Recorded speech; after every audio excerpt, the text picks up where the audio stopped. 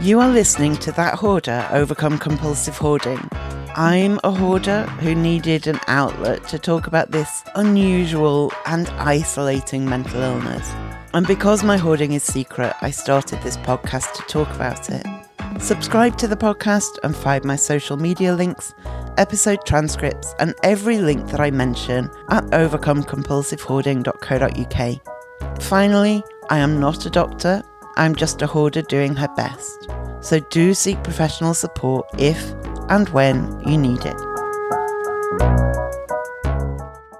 So, I am here with Dr Jan Eppingstall. Jan is a counsellor in Melbourne, Australia. She specialises in working with people who hoard, and she has a PhD all about hoarding and acceptance and commitment therapy. All in all, she's a gem. Jam, how are you? I'm great. Thank you for asking. I'm very well. Glad to hear it. So today we are talking about something that both Jan and I think might be quite key to a lot of the issues around hoarding and why we keep and amass things. We're talking about trusting our future selves to be resourceful. I know that I often doubt that I will be able to cope if I don't keep everything. But when I find myself without something, as I often do, because that's how life goes and because I lose things and break things, I do surprise myself with just how resourceful I can be. I just have no faith that I can do that. What do you think of when you think of this idea of trusting our future selves to be resourceful in the context of the people you work with? Such a huge question. But in my practice, I see this is, as you just said, one of the fundamental cognitive distortions in hoarding, like just this profound lack of faith in our own adaptability is just, it's on the surface of so much. And clients kind of often live in a state of catastrophic scarcity thinking, where they genuinely believe that without this specific object that they'll be helpless when the need arises. And from the outside looking in, it's like they see their future selves as incompetent or resource poor, when in reality, as you said, they've survived countless situations already through creativity and problem solving. So there's evidence, but they're not able to bring that forth when they're in the moment. So something we've talked about before, and that I do think is really important, is that people who hoard, we are very resourceful in our ideas. We can think of justifications for keeping all sorts of things. I could use that for this and that and the other, which is resourceful. We can think of how something may be useful for all kinds of weird and wonderful things. So why do you think we have that resourcefulness in our ideas about keeping, but we fear we don't have it in terms of things we discard? Clients can, imagine 47 different uses for a broken umbrella handle, yes. Right? Yeah. But they can't imagine how they cope without it. I think because the keeping resourcefulness happens in the safety of the moment, when they feel in control. So, but the discarding requires them to kind of project into an uncertain future where they feel vulnerable, like we talked about on our last podcast episode. The same creative brain that justifies keeping becomes paralyzed when asked to trust future problem solving. But I do also think it's loss aversion, right? Which is that bias for all humans, not just those who hoard. Losses loom larger than gains. We don't like to lose. Just look at any competitive sport or any business model, etc. And some of us are more averse to losses than others. Basically, a person who loses $100 will experience more dissatisfaction than another person will gain in satisfaction from a $100 windfall. Sometimes that's hard for people to comprehend, but I do think that that is something that impacts that resourcefulness in keeping rather than in discarding, for sure. So the idea for this episode came from an Instagram post a few months ago that I saw and sent to you very excitedly, and we were both very taken by it. It was by somebody called Rue Katrina, and I will link to the Instagram post in question in the show notes. But I'm going to read what this post said that really enchanted us both. So, it said, the myth of just in case. We keep the sweater we never wear, the power cord we can't identify, the expired lotion, the old resume file, just in case. But what we're really saying is, I don't trust the person I'll be next week to figure things out without this. It's about fear of change, of insufficiency, of facing a future without backup. Instead of organising your things into maybe useful someday, try this. Only keep what assumes you'll be capable. Build a home for someone resourceful, for someone who can improvise, for someone who doesn't need the safety net of a forgotten object to feel secure. Now, I remember we both did a lot of wows when we read this. She really got to the heart of something, didn't she? You so did. I mean, it just resonated so much with me. I see this constantly. Oh, what if I need this and I can't get another one? Or what if I forget how to do this without the instructions? They are essentially saying their future self will be less capable. That's just literally what they're saying. Less connected to resources, less able to adapt. And it shows up in keeping duplicate items, saving broken things for the parts. It's just holding on to information they could easily look up. But I really see this as the evidence of anxiety, specifically that fear of scarcity and just that sense of vulnerability when faced with uncertainty, change, which is happening daily in our lives, isn't it? It feels like more and more. Can you help us understand what Rue Katrina means when she says that hoarding is really about saying, I don't trust the person I'll be next week to figure things out without this? How do you see this play out with your clients, for instance? This was just such a huge question that just opened up all sorts of stuff when I started thinking about this idea. I mean, it creates this kind of insurance hoarding, keeping those multiple backup items because one won't be enough when future incompetent me needs help. Like, I need a dozen yogurt containers because I might need containers and won't be able to get any. It also leads to information hoarding as well, right? Keeping every manual, receipt, newspaper because I might not remember this. I won't know where to find it again. It just looks like an insecurity about the future, what the future might hold on a massive scale. And what we can do about any of it. Like, it's a real powerlessness, isn't it? Powerlessness. Yeah, exactly. There's an example I want to give that I've been thinking about, because often because I absolutely identify with all of this. I'm a big keeper for insurance reasons, for a start. And also I have little faith in future me to be resourceful. And since we started talking about this episode, like I say, it was a few months ago. And often when I start to recognize something in myself, I see it a lot more clearly and it helps me to work it out a bit. So one of the things I've recognized about myself is something we've talked about before, which is this thing helps, but I know it won't help forever, so there's no point. But also, something I've always found very soothing and helpful just in my life is nature. Always have. But this year in particular, as my mental health has wobbled, I've been doing a lot of very proactive nature visits. And it's really helping me. But when I first started in the spring, I was thinking I shouldn't do this because if it helps, then when we get to winter, I'll have nothing. So it's better to not have it because I won't have it in winter. And because I could identify that was not necessarily not the healthiest, but, the most helpful way to think about it. I thought, just if it helps now, do it now.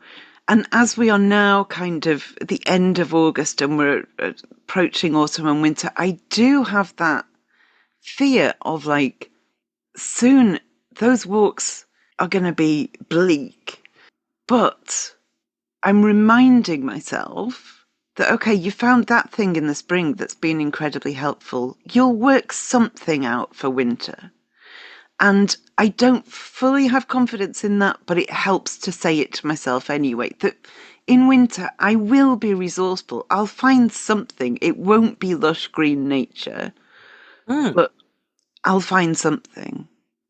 Even if it's looking back at the photos that you've taken, yes. Even if it's, creating a great screensaver with the rotating ideas, or if it ends up being more an inside thing where you go and see art, or, you will find something else. But it's so tempting to think, oh, well, it's not going to work forever, so I won't try. Yeah, so I'll throw the whole thing away. Yeah. And also, I won't lose something if I don't start. That's it. Using it. Yeah. It's similar to how we feel about stuff, like in terms of use. Oh, that's too nice to use, or that's going to run out and then I won't have it. It's all tied up in this, isn't it? It's like, oh, I'm not going to be able to be without that. Yeah, I'd rather not engage with it than engage with it and lose it. Yes. Even if engaging with it is really bringing me good things. I've had to really challenge that repeatedly over months. And it's still, like, I still get the fear when I think of winter without flowers and leaves on trees. But it does help to go, you'll work something out. You'll work something out. Yeah. And it's also that whole idea that it's so precious because it doesn't last. Yes. The ephemeral nature of things that we've talked about before in relation to kind of Japanese culture. That's what's so amazing about being able to go and walk through beautiful gardens in spring and summer. And what's so wonderful about seeing the leaves change and then winter. All of those things are kind of part of life.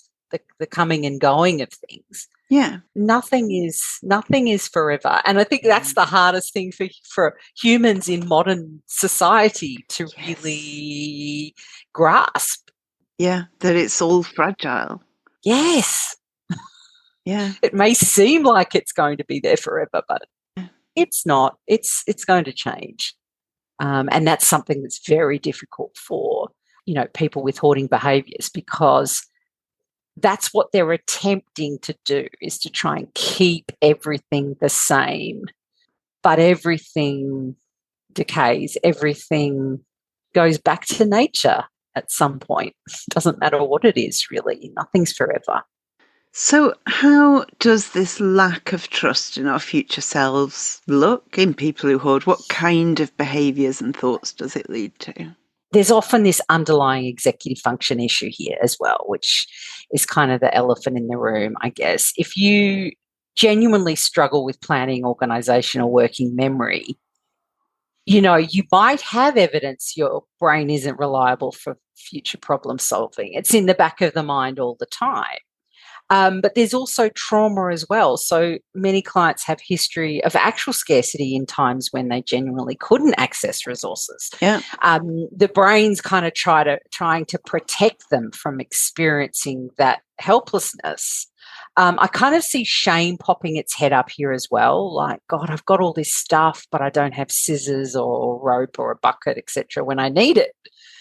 The only solution that can be acceptable is keeping, because it kind of reduces the anxiety in the moment. Like right away, I feel better. So that seems to be the underlying kind of behaviours and what's going on in the brain. And then the actions are save, avoid, just so that I feel better right away. I can feel better in the moment. Yeah. The phrase, I don't trust the person I'll be next week to figure things out without this is powerful. Can you explain from a psychological point of view the mechanisms behind this thought process? What's going on in our brains when we hold on to an object for this reason? Mm. Yeah. I think we've spoken about this stuff on the pod before. Like, we see our future self as a different person. So that future person, there's like this disconnect between now and the future. And I think that's why, it's like literally our brain doesn't connect the two things together. So I think this is why we can be resourceful friends, or why the very same brain is creative about reasons to keep and paralyzed about discarding. And perhaps why trying to build confidence approaches kind of miss the mark, maybe. And I think that those who have ADHD, this discontinuity might be even stronger because of that time blindness. There's only now and not now. If you've ever kind of experienced that. Perhaps current me feels completely different from the logical, deliberate future me. I imagine we'll be able to locate whatever it is, the extra screws from the IKEA storage unit I built 5 years ago or whatever. So perhaps we don't need to build kind of trust in our future self, but build kind of a relationship with our future self that's more compassionate and accepting of our challenges. I don't know if that is an easy thing to do because we have that shame layer. But whilst I was thinking about this topic, I just there was a bit of a truth bomb that kind of hit me. I think that this will resonate with many of our listeners. For those of us who have ADHD or are perimenopausal or menopausal, because research indicates that women of a certain age tend to have ADHD-like symptoms emerging when their estrogen levels drop, we're going to be less capable of managing our stuff. It's so unfair, just when we get to the point of not caring what anyone else thinks about us, we fall into that perimenopausal hole, don't we? And begin rummaging around like archaeologists. It's like our brains just can't physically make it happen. And this is, where you have that cognitive gap between the fantasy and reality of keeping just in case. The brain imagines, I need this someday and I'll have it. Huzzah! But the very same brain doesn't process the steps it will take to find the thing because of difficulty with sequential planning and working memory. It's just so incredibly aggravating when you're in the moment. So where will I store it so I can find it? How will I remember I have it when I need it? What condition will it actually be in after months, years of storage? It's a cruel irony. You're being prepared in a way that makes you completely unprepared. It's just like, what the heck? And you can't seem to see that in the moment, and our brain just can't seem to understand.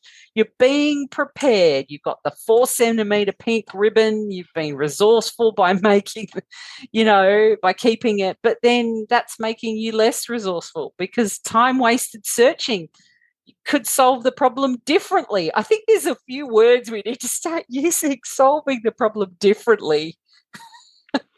Because when I do solve a problem differently, if I repaired something the other day, very minor thing, and I didn't have quite what I needed, and I found something else and I made it work. That is an exciting feeling. It feels good. I solved a problem differently and I felt 10 foot tall, and I was like, I've got the power. I could do this. It's exciting. And we can be resourceful, and we are resourceful. When I'm collaging, I have to rely on materials that might not be exactly what I need. If I want a big yellow flower and I look through 12 magazines and all I can find is 3 small yellow flowers, and then I make that work, that feels really good. And yet I don't have confidence I can do that, even though I clearly can. And when I do, it feels great. Yeah, it does.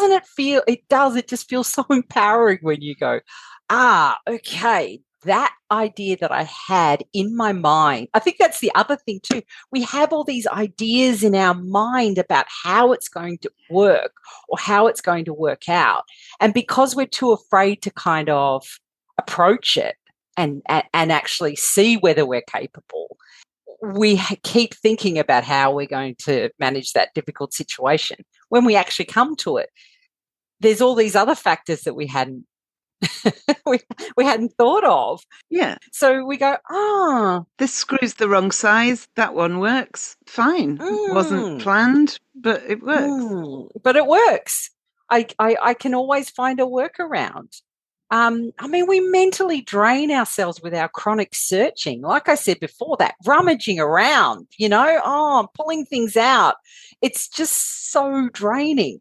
And then the whole shame factor of, I lose things all the time. I'm always losing something. That decreases your confidence in your abilities as well. So it's kind of this paradox. But the clinical bind that I see often, client logic, I can't let go of things because I might need them. Reality, keeping things ensures you'll never efficiently access what you need. But they can't see this reality because their ADHD, their perimenopausal brain doesn't process the finding steps.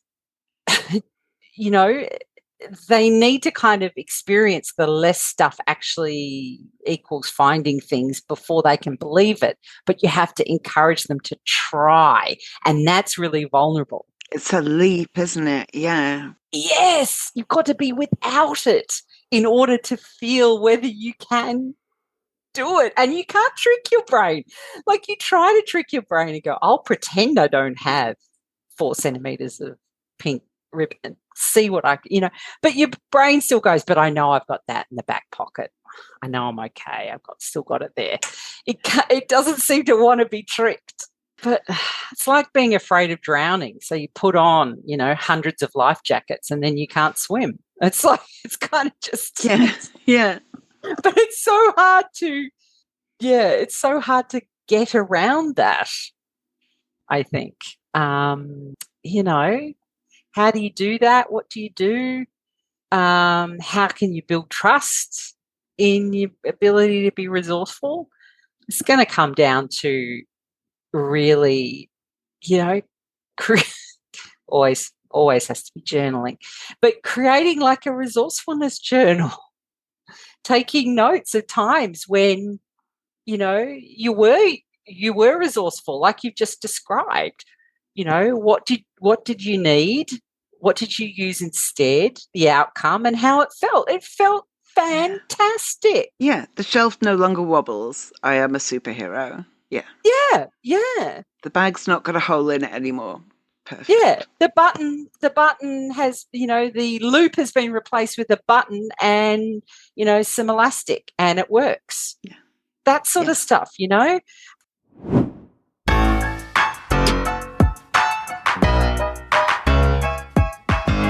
I run de-hoarding accountability Zoom sessions twice a month, where listeners of the podcast and I get together, usually with our cameras off, and we set our own de-hoarding goal.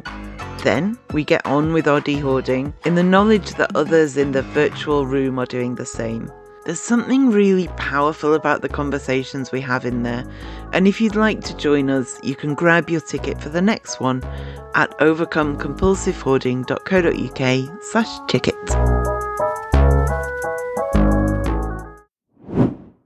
So this idea of reflecting on what you've done in the moment with something resourceful, you might want to start with small experiments, like letting go of one duplicate item and then kind of documenting how you cope when you need that kind of thing again. I think also helping people recognize their current resourcefulness by asking, how did you manage before you had this? Because often it's like that creep of, it's got that consumerist sort of feeling to it, like, oh, I don't know what I did before I had Yes, you the know? pineapple peeler.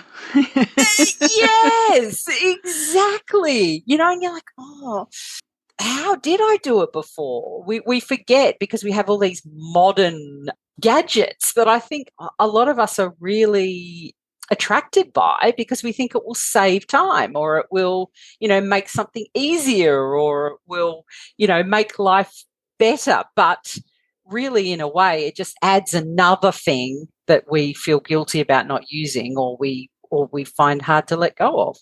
So it doesn't Yeah, I'm actually help. thinking of I bought I I'm normally quite well behaved with my attraction to very specific kitchen tools. I do.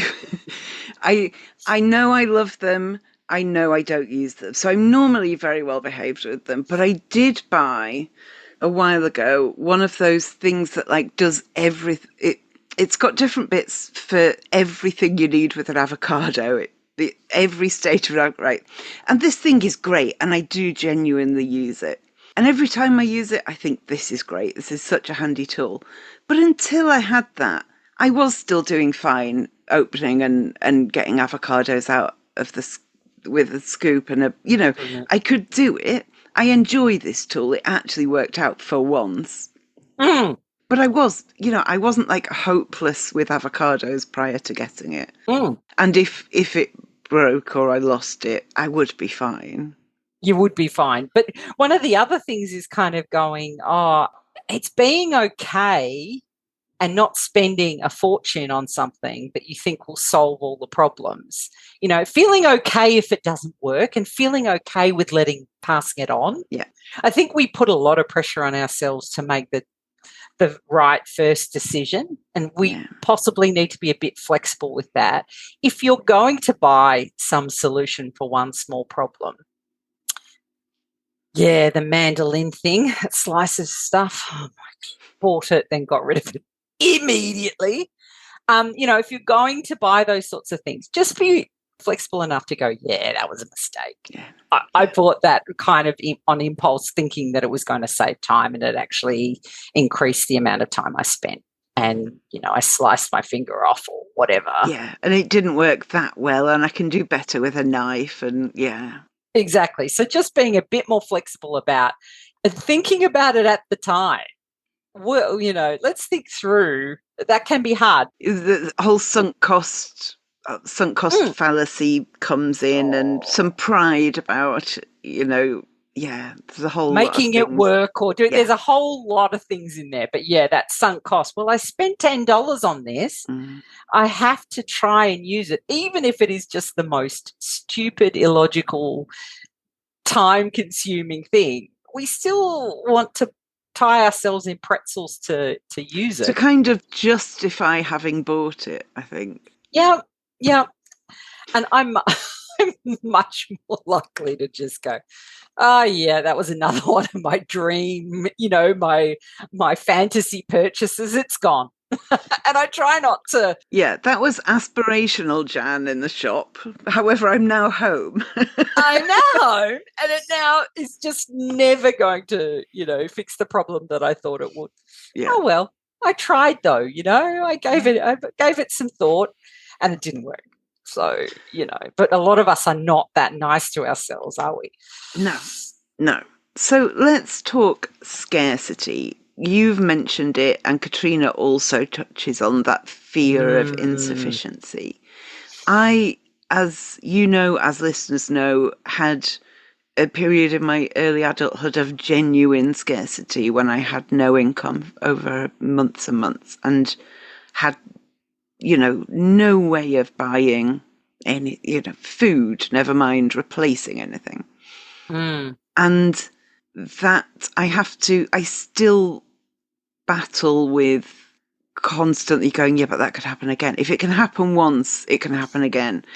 And I have to remind myself, first of all, I guess I was resourceful because I got through it and it was awful, but also my life's different now and I have different skills now. And it's never impossible that something like that can happen, but also I can't live based on a fear that it might, basically. Mm. So how does this fear of insufficiency or of scarcity shape our relationship with our possessions? Yeah, great questions. This is just... Thank you very much. You don't miss a beat, do you? I think that it really... The scarcity is always in the back of our mind. So we're always there thinking about the past and remembering that negative experiences will always be top of mind, won't they? They'll be the things that you pick up on because our brain, they're seeking negativity in the environment. So really that fear is causing us to kind of use the objects as a more reliable method of kind of keeping ourselves safe, etc., rather than external, either internal resources or social connections. So we kind of have this fear around scarcity. Instead of kind of thinking, like you said, I have a problem, I'll figure out a solution, it becomes, I have a problem and I need to find the right object to solve that problem. So it becomes about the object rather than your internal resources. And when we have had that period of scarcity, when we haven't had things that we can just pop up the shops and buy, we have to work out ourselves. It becomes our focus becomes on the objects to fix those problems because it's easier than working on the internal stuff, right? It's easier to do that. And it's hard. It's a hard habit to break. It's a hard kind of cognitive sort of distortion to break once you get to that point where you are stable, you have got the resources to buy new. It feels so wrong. I've just had a realization as you're talking.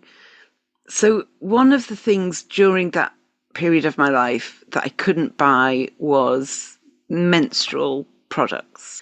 So I was using toilet paper as a sanitary towel, which is very undignified, very inadequate, absolute waste of time. Recently, a brand of menstrual pads has launched a new all singing, all dancing sanitary towel, so it says. And they are really pushing it, this thing. And I have had now a total of 3 vouchers for entirely free packs, not money off, like fully free pack of new all singing, all dancing pads. Wow. Now, these are terrible pads. I have been using them. They are rubbish. Have I still collected all 3 free boxes? Oh, yes, I have. Because terrible pads are better than no pads. However, I am not in a position where the alternative to terrible pads is no pads. I'm in a position where I can buy pads that work for me. Mm. Okay, I think the 2 unopened packs are going to the food bank because they may work for somebody. Yeah.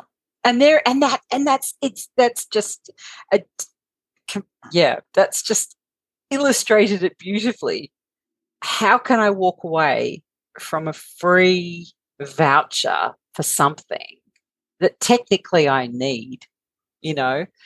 It's not, I'll try it once and then if they don't work, then I'm not going to bother with these vouchers. It's, well, I've got to get all of them because, as you said, having some is better than having none. Yeah, it's a twisted web that is woven around that, isn't it? And it's very hard to pick it apart unless you actually observe that happening and you're kind of aware of your thoughts, the thought processes you go through. Yeah. But without that awareness, it just keeps going. And you think, well, that's rational. Like, that makes sense. I got it because I got a voucher. Why wouldn't I? Yeah. It wasn't even money off. It was completely free. How can I not pick it up? Yeah. Completely free. How can I not pick it up? Yeah. But now you've taken the next step and gone, well, it doesn't work for me. It might work for somebody, yeah. But now that I've got them, might work for somebody. I can pass that on to someone. So that's the step. But sometimes that step, because we're so overwhelmed with life and generally just living each day, all of us have our struggles. We don't get to that next step. So we've got a strategy, but it just doesn't happen. Yeah. And then that stuff will remain in the home and probably get, won't be able to be used because it will get, Yeah. It just gets wasted then. And then there's the layer of shame on top of that. Yeah, it's interesting because I'm really aware of period poverty as an issue, partly, because of my own experience. Yes. It's why whenever I'm in the supermarket, I buy pads for the food bank donation box without fail for that. But I still hadn't made the connection. So in terms of scarcity specifically, and also this wider sense of trusting our future selves, when you're working with someone in therapy, how do you start to approach that underlying belief of, I won't have enough or I won't be enough? Oh, yeah. The be enough, have enough stuff is, is really quite a strong thought. Like lots of clients are like, I don't think they're aware of that. I think building evidence of their existing resourcefulness, right? Making lists of times they've successfully solved problems or coped without the perfect item. Again, this is similar to what I was saying before, but addressing those deeper worthiness issues, often that fear of not being enough, usually comes from messages received in childhood about their capabilities, right? And we know many of our listeners have ADHD symptoms. This means they've been criticised all their lives for their inability to get their shit together. To them, it's rational to think that they won't be prepared. So it's like, but I'm never prepared. So how can I be enough? How can I make sure that I'm always at the ready, that I've got my bag full of all those one-offs that one time 20 years ago I needed that particular thing, and I'll make sure I've got a nail file in my bag, because what would I do without it? You'd buy one, or you'd wait till you got home. Like it's not generally an emergency, is it? Yeah, but the carrying around of all of that stuff, you will be enough if you're out and you've only got your phone and maybe tissues or something, or, it will be okay. You don't need your entire makeup case. You don't need all of those things, but it's very difficult to get through to someone when that's how they've always rationalized and organized their life around, I just need that as a safety. It's like a comfort toy, isn't it? It's like a security blanket. And really, that's where you have to work on lifting their, self-reliance, their building, that evidence that they are actually resourceful. And it takes time. It does. And then there's always, I see this happening with myself, and it's almost annoying. There will be a time I need something, and something I have kept is there, and I go, there, that justifies keeping everything, because on this one occasion it worked. Therefore, I was correct to keep it, and that means I'm correct to keep all of it. And these days, when that happens, I'm almost annoyed. I'm like, I don't need that messaging, thank you very much. And I have to remind myself that I would have made it work if that thing hadn't been precisely available. It just so happens that I saw it last week, and so I remembered where it was. But actually, far more often, I need a thing and I've no idea where it is, or I can't get to it, or it broke. But the one time in 1,000 that hoarding something pays off feels like bigger evidence than the 999 times it doesn't pay off. And I would imagine you come up against that. Like someone will say, yeah, but I kept those shoes for 20 years and now I need shoes, and look, so it proves I'm right. Exactly. It is so insidious, the confirmation of, mine was a nail file last week. My nail ripped and I stopped to pick up a client, And I've gone, oh, just have a look. I think I might have a nail file in my bag. Of course, there it was. And I said aloud to myself, lucky I had that. And then I thought about it and I told myself off. I was like, no. It was just, it was lucky, but it was like, eh. And we take that as proof for keeping things, but all the times keeping things doesn't work out, we don't treat that as proof for not keeping things. Not keeping it. Yeah. And it just, it twists, it twists everything. It's just so, but you're 100% right. I mean, we just talk ourselves into it, and it's a cognitive distortion that we all have, but if we've just lent into it for so long and we're not actually recognizing it as it happens, we'll just keep doing the very thing that is actually pulling us down or holding us back. If you want to help to support this independent podcast that is dedicated to spreading awareness and understanding of hoarding disorder and is really unique in what it offers, please do subscribe to the podcast to make sure you don't miss any future episodes. Leave a review and share it with your friends or anyone who might be interested. It all helps. Find out how to offer support at overcomecompulsivehoarding.co.uk/support. So we've talked before, and you've already mentioned it today, about how people tend to think of their future selves as a different person and why that isn't helpful. So how do we strengthen or create in the first place a connection between current me and future me? Act techniques to kind of help people visualize their future self with compassion and respect is really key. I mean, remember that your future self is someone else. So treat them that way. Like we always think about treating our friends and family better than we treat ourselves. So what's wrong with, what would you tell a friend who was worried about something that they didn't have a certain thing? It then helps you access that same resourcefulness. You trust in others in your future self, because if they really are separate to you, then, future you deserves compassion, and it deserves you to be prepared for you to do something that might help out future self. If you think of it like another person, it actually helps.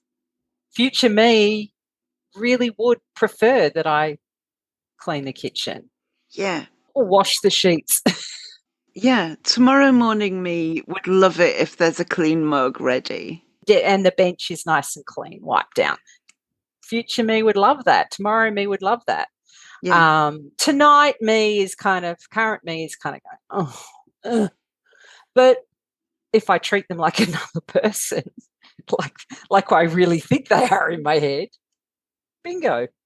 So Katrina talks about a fear of facing a future without backup.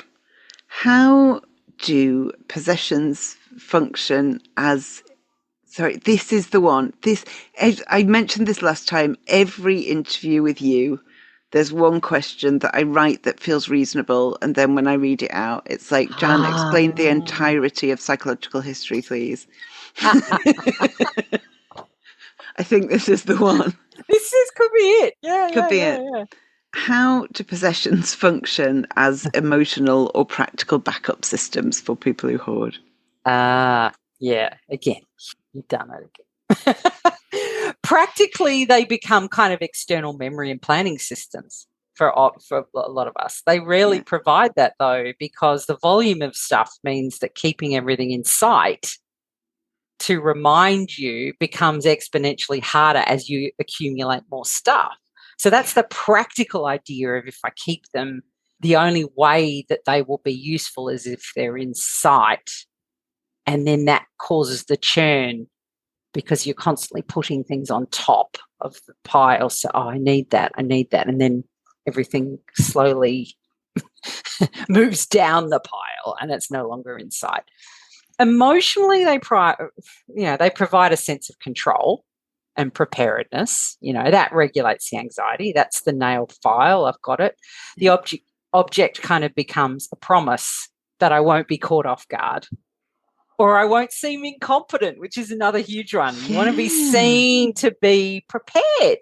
Yes. Yeah, I've got tissues in the car. I've got, yeah.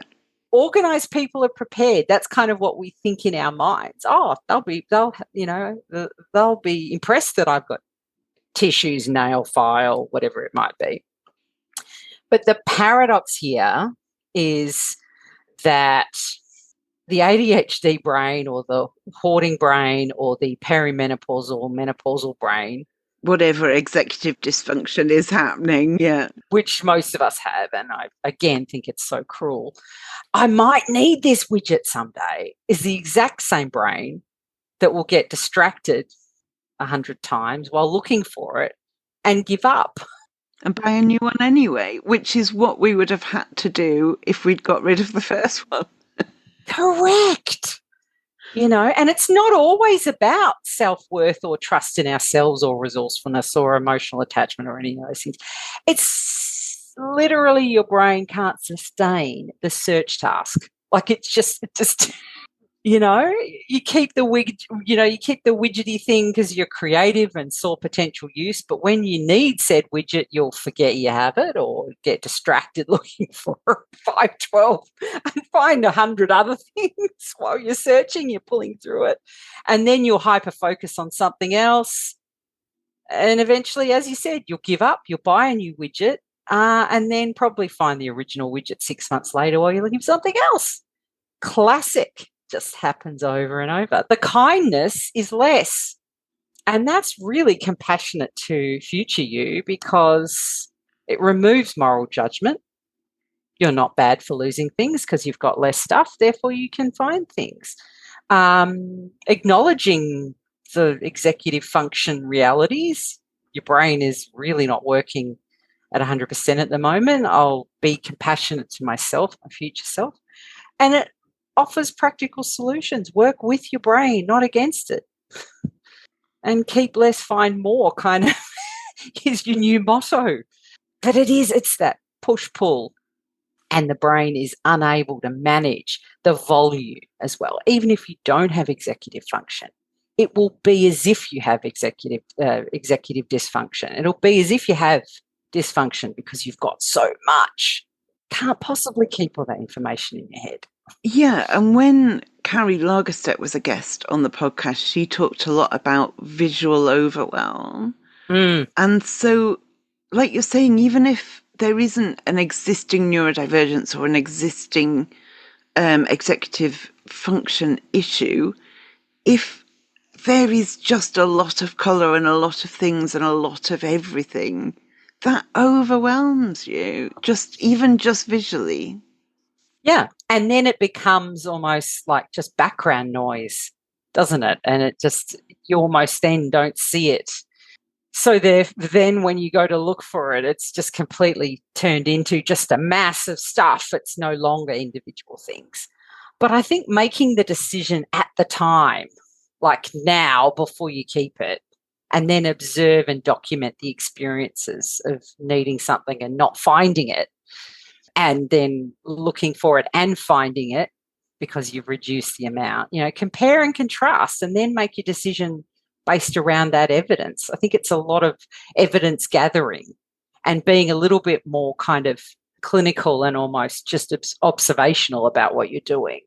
Once you start looking at it that way, I think you give yourself a little bit of distance between stimulus and response, and you're not just behaving out of habit.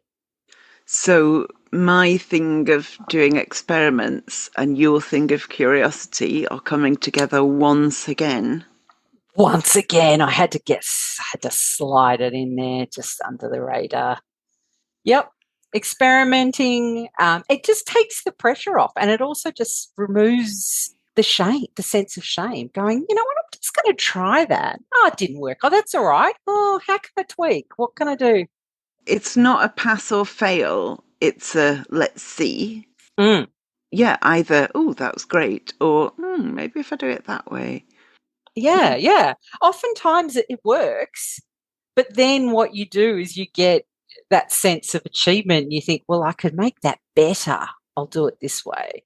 I don't know if you've seen a few reels with people talking about how those with ADHD tend to have this obsession around efficiency, which sounds like a paradox. So, they want everything to be efficient, and then focusing on that sort of doesn't necessarily, it means that it takes forever to do something. Yes. It's a bit more haste, less speed, isn't it? But with efficiency, yeah. Yeah, exactly. And that's one of the ones that I think is just so hard for people who don't have those experiences to understand, that you really are attempting to be really efficient. That's what you're trying to do. But maybe if we just tilt the frame a little bit, shift the focus, look at it through a different lens, perhaps it's more about not having as much stuff so that you can find what you need. I mean, keeping things just in case is like giving yourself homework you can't complete. I mean, it sets you up for failure every time. It's all of that is just too much. So, what are some healthier ways we can create a sense of security about the future and a sense of faith in our future selves without over accumulating? How can we find that sense of emotional security that isn't tied to our possessions? I mean, building like actual skills and social connections, like developing confidence in your ability to kind of learn, adapt, and seek help. I reckon, really, if you can try those things with assistance, with your therapist or community, around you, and kind of keep up with changes in the world around you. Read, learn, get curious. Mic drop. I dropped it. You are a resourceful person. You can function with less.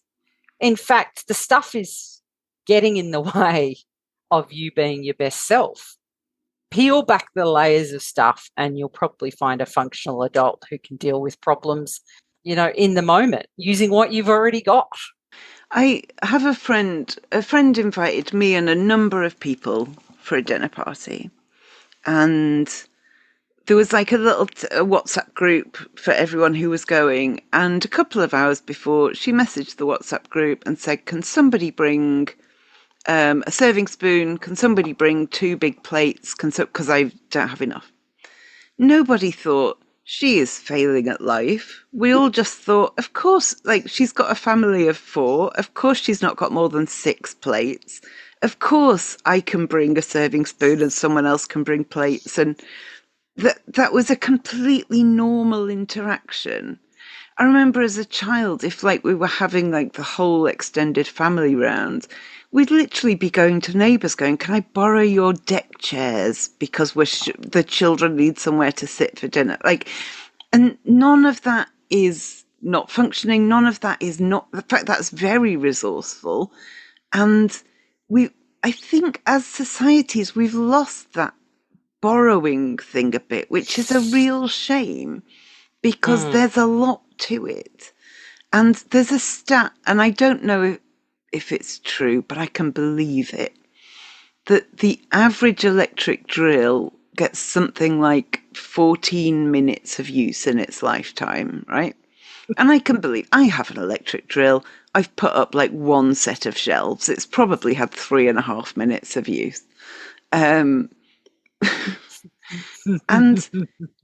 like, I feel like my street and I could share 1 electric drill quite reasonably, but that feels like a weird thing in modern society, whereas it seems to me a completely logical thing. And so if we don't have enough plates to have 10 friends round, we ask those friends to bring bits.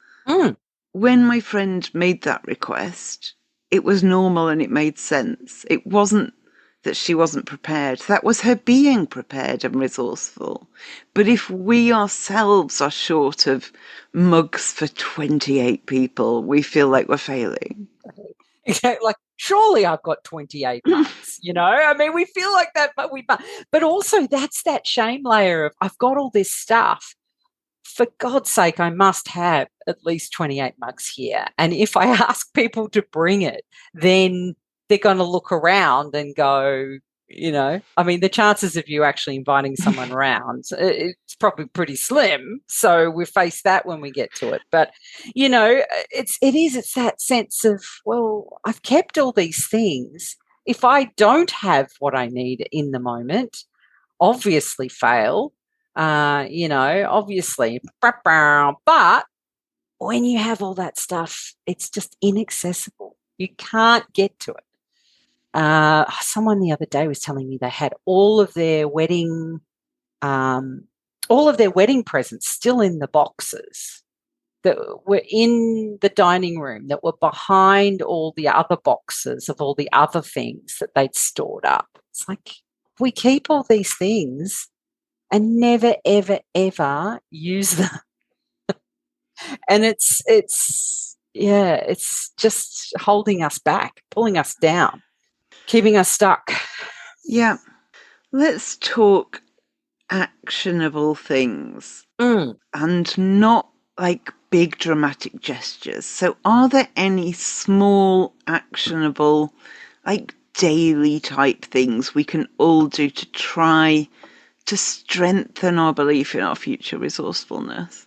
I think one of the simplest and quickest things we can do is practice the phrase, I'll figure it out when I need to. Say it aloud. Start with, also you could start with low stakes experiments as well, like not buying something immediately when you think you might need it, or throwing out those screws from your IKEA storage unit. I saw it the other day with my own eyes. They have a spare parts area in the store. So you can go in there and get those screws again or whatever it is. I've been experimenting with letting myself run out of things. Yes. I can rebuy them, but I have to run out first. And like, there are some things I wouldn't do. I don't want to run out of toilet paper before I rebuy toilet paper. But like, there are other things that are absolutely fine to be without for a day or two, but it was scary to try and do that. And then I did it and it was fine. Yeah. But I needed to prove it to myself. Exactly. It's like, I haven't got my special, body wash. Gosh, Yeah. Oh, well, I can use 50 other things for body soap. My God, it'll be fine. I've got hand soap next to the bath, next to the basin. I can use that. We just need to be more, we need to practice it. We need to experiment. We need to give it a try. I mean, I've heard of people who can't buy things until they've run out of stuff. Now, that's another, just the flip side of that same coin, isn't it? But also, just trying to document times when you solve problems creatively or coped without the ideal tool. You didn't have the electric drill that only gets 14 minutes of use in its lifetime, which I totally believe. 120%, I believe that. Thinking about those things and saying aloud, I'll figure it out when I need to. Not now. Yeah. It's interesting you say that, because I always used to, if I was panicking, I would say to myself, it'll be fine, but then I would automatically argue with that, all the reasons why it might not be fine. And then one day, it was a low stakes thing. I was at risk of being late. I don't like being late. I was at risk of being late. And it all depended on whether I could park when I got to this place. If I could park, I'd be on time. If I couldn't park, I would be late. And so I was driving up stressing about being late. And I started with, it'll be fine. And then I started arguing with all the reasons. But then I replaced it'll be fine with, I'll work it out. And I instantly calmed, because I will work it out. Like, that I will. And ever since then, I do find that a lot more, I will work it out. I find it a lot more calming than I ever found it'll be fine, which felt patronizing.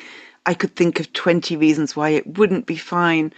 all of that, but I'll work it out gave me some agency in it.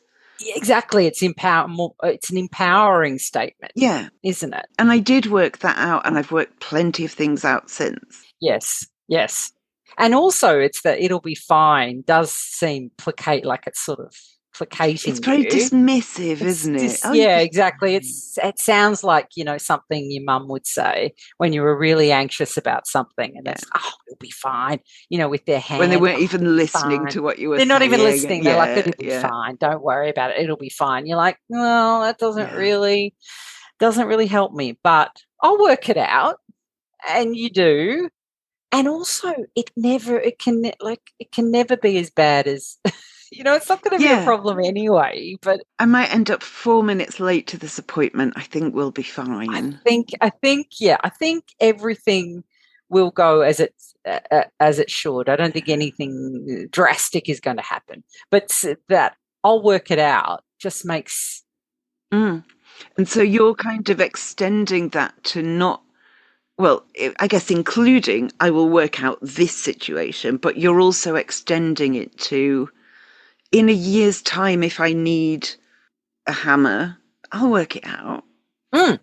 Yeah, exactly. So in the moment, brilliant for when you're feeling anxious about, maybe missing, an appointment or whatever. But in the future, I feel confident that I will figure it out when I need to.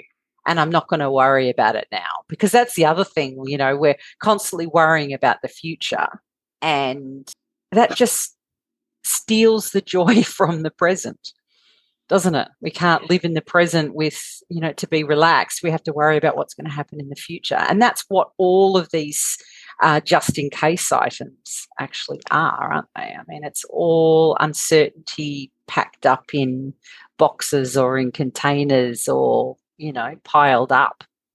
And really, we can figure it out when we need to. And if someone's listening and they know they really struggle with letting go of items because they don't trust they'll be able to handle their future needs, what would you want them to know? You've already survived 100% of your difficult days using your resourcefulness. The same creativity that finds reasons to keep things can find solutions when you need them. Your future self has all your current knowledge, plus whatever new skills and connections you've developed. Trust that person. They're pretty capable. Yeah, we already are. And imagine in 5 years' time, all the new things we'll know. Exactly. And that's what we need to be focusing on, just learning, growing. We're always changing. I think that's important to recognize that we change every single day. So you have survived the difficult times. You're here. So it is extra question time. You know the score number. This is the bit where I ask guests an extra question. It's sometimes a slightly silly one, and Hoarding darlings get access to this extra question and the answer. If you would like to become a Hoarding darling, go to overcomecompulsivehoarding.co.uk/darling. Back to the pod. So Jan, if people want to find you online or find out about something you might have created, where is one place they can do that? Not that I'm guiding you anywhere or anything.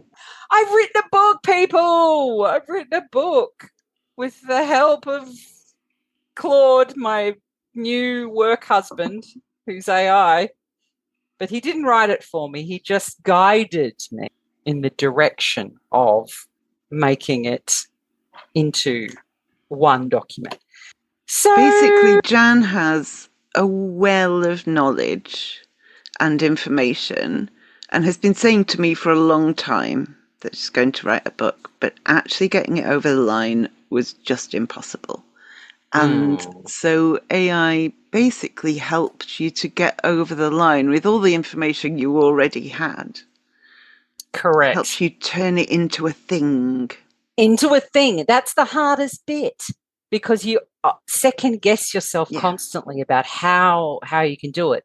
But then once you put in all of your content that you've created over years, it just does all those little bits that are so fiddly that you just can't, that cause you to sort of stop every time.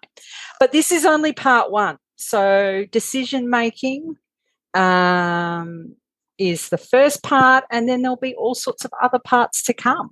And if people want to be the first to hear when it's available, where do they go? They can go, you can go to shop.stuffology.com.au if you want to purchase it. But I'm also going to put it on the website. I haven't done that yet because I released it to my newsletter peeps first. They could get the first bite, but then I'll probably put it in all sorts of places. The usual suspects, Amazon, Kobo, Apple, all those places. I'm very proud of you. I'm proud of myself, I feel like I've finally put something out into the world, like a baby. I've birthed it. It was pretty much cesarean section because I didn't have to do that. But a long pregnancy. I didn't have to push, but it was a very long pregnancy. And I feel like I didn't have to push, which I think is good. I'm a bit too posh now, a bit too posh to push. I'm a bit too old. But there will be more. And, if there's anything that anyone's interested in me developing or putting together, then let me know, because I'm here to help. Jan, thank you so much. I think that's been such a useful and interesting conversation I think it touches on so many of the different areas of where people get stuck. Yes, definitely. And I will link to your website, and I will link to the original Instagram post that inspired this whole conversation that blew our minds a few months ago. And yes, I know this conversation is going to be really valuable to me as I move forward, and I think other people as well. So thank you very much, Jan. Thank you for having me yet again. See you later.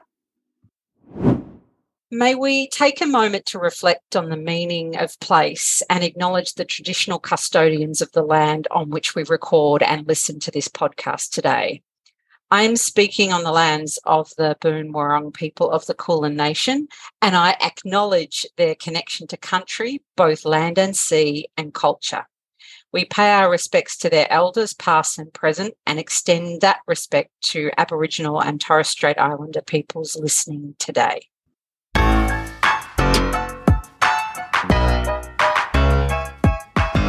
Thank you for listening to That Hoarder Overcome Compulsive Hoarding podcast. It's been a pleasure to have you on board. You can find all the links I've mentioned and a transcript of the episode online at overcomecompulsivehoarding.co.uk. To find out more about how you can support this podcast and the overall project, go to overcomecompulsivehoarding.co.uk/support and do subscribe to the podcast so you make sure you don't miss any future episodes.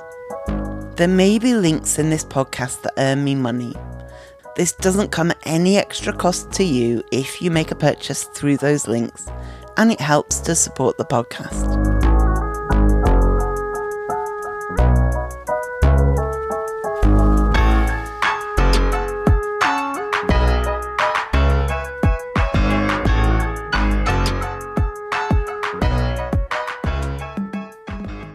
Is in working with people who hoard.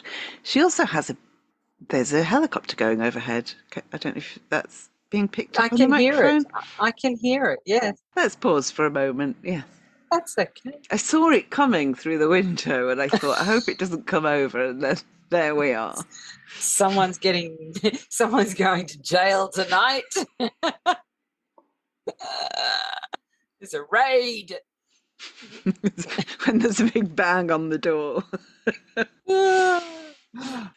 Oh God, whoever they're after is clearly nearby because it's still up there. It's still Just up give them a there. It's minute. still making a noise. Skibbity gibbets. There's always something in like the first 30 seconds when we record.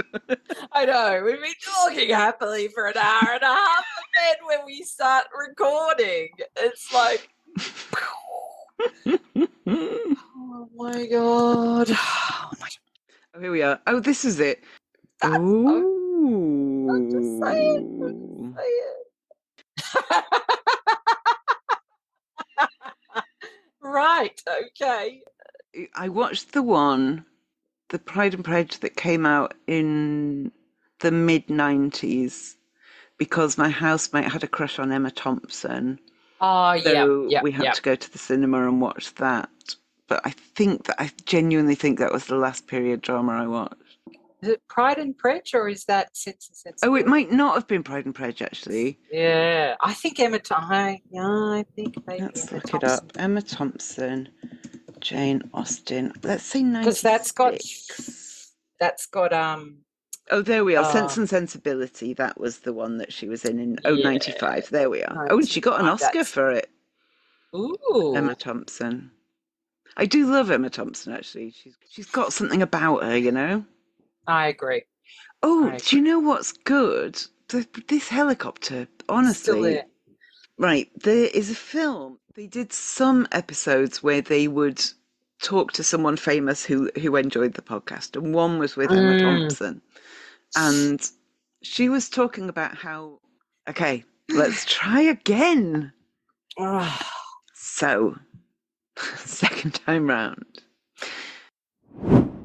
Jam, how are you? Jam. Jam. That's my family nickname. I'm Jam. I'm Dr. Jam. I like it. At home. So, yeah, I'm great. Thank you for asking. I'm very well. Glad to hear it. The ADHD perimonal so often, like, you need to work with. Do you hear that? I heard music just then. Sorry, something went. Ba, ba, ba, ba. Oh, No, okay. I don't hear Weird. anything, but I'm intrigued. Oh, whoops. Sorry.